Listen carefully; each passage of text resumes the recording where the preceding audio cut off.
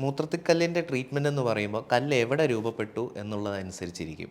കിഡ്നിയിലാണോ അതോ കിഡ്നിയിൽ നിന്ന് മൂത്രസഞ്ചിയിലേക്ക് വരുന്ന മൂത്രവാഹിനി അതായത് യുറീറ്ററിലാണോ അതോ ബ്ലാഡറിൽ മൂത്രസഞ്ചിയിലാണോ എന്നുള്ളതുപോലെ ഇരിക്കും. നമുക്ക് മൂത്രവാഹിനി യുറീറ്ററിലാണെങ്കിൽ ആൾക്ക് നല്ല പ്രയാസം ഉണ്ടാവും, വേദന, അതിശക്തമായ വേദന, ഛർദി, പനി കൂടെ വരാം. അപ്പോൾ ഈ പ്രയാസമുള്ള ഒരാൾക്ക് എത്രയും പെട്ടെന്ന് നമുക്ക് കല്ല് നീക്കം ചെയ്യേണ്ട ആവശ്യമുണ്ട്. കല്ലിൻ്റെ വലിപ്പം അനുസരിച്ച് നമുക്ക് കല്ല് ലേസർ മുഖേനയോ അല്ലെങ്കിൽ വേറെ മാർഗ്ഗങ്ങളിലൂടെ നമുക്ക് കല്ല് പൊടിച്ചെടുക്കാനുള്ള സൗകര്യം ഇന്നുണ്ട്. അതൊക്കെ എൻഡോസ്കോപ്പിക് പ്രൊസീജിയറാണ്.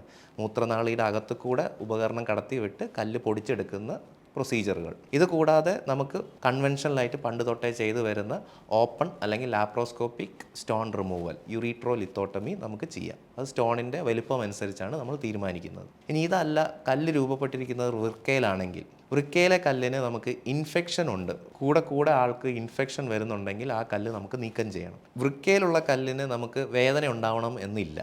നമുക്ക് ചെറിയ രീതിയിലുള്ള വേദനയോ കടച്ചിലോ ഒക്കെയാണ് വൃക്കയിലുള്ള കല്ലിന് സാധാരണ കാണാറ്. അങ്ങനെയുള്ള അവസ്ഥയിൽ നമുക്ക് കല്ല് ആൾക്ക് ബുദ്ധിമുട്ടുണ്ടാക്കുന്നുണ്ടെങ്കിൽ, കിഡ്നിയിൽ നീർക്കെട്ടുണ്ടാക്കുന്നുണ്ടെങ്കിൽ, വീക്കം ഉണ്ടാക്കുന്നുണ്ടെങ്കിൽ, വേദന ഉണ്ടാക്കുന്നുണ്ടെങ്കിൽ, അല്ലെങ്കിൽ മൂത്രത്തിൽ കൂടെ രക്തം പോകുന്ന അവസ്ഥ ഉണ്ടാക്കുന്നുണ്ടെങ്കിൽ നമുക്ക് കിഡ്നിയിലെ കല്ല് നീക്കം ചെയ്യേണ്ട ആവശ്യമുണ്ട്. ഇപ്പോൾ അതിനൂതനമായ ചികിത്സാ വിധിയായ RARS പ്രൊസീജിയർ, അതായത് എൻഡോസ്കോപ്പിക് പ്രൊസീജിയർ, ഒരു ചെറിയ ലേസർ മൂത്രവാഹിനിയിലൂടെ കടത്തിവിട്ട് കിഡ്നിക്കകത്ത് എത്തി കല്ലിനെ പൊടിച്ച് അതിൻ്റെ പൊടികൾ തിരിച്ച് എടുക്കുന്ന ഓപ്പറേഷനാണ് RARS. ഈ പ്രൊസീജിയറിലൂടെ നമുക്ക് വൃക്കയിലെ കല്ലുകളൊക്കെ പൂർണ്ണമായി നീക്കം ചെയ്യാൻ പറ്റും. കല്ലിൻ്റെ അളവ് ഒരുപാട് കൂടുതലാണെങ്കിൽ നമുക്ക് പെർക്യൂട്ടേനിയസ് നെഫ്രോലിത്തോട്ടമി, PCNL എന്ന് പറയുന്ന കീ ഹോൾ സർജറിയിലൂടെ നമുക്ക് കല്ല് നീക്കം ചെയ്യാൻ പറ്റും.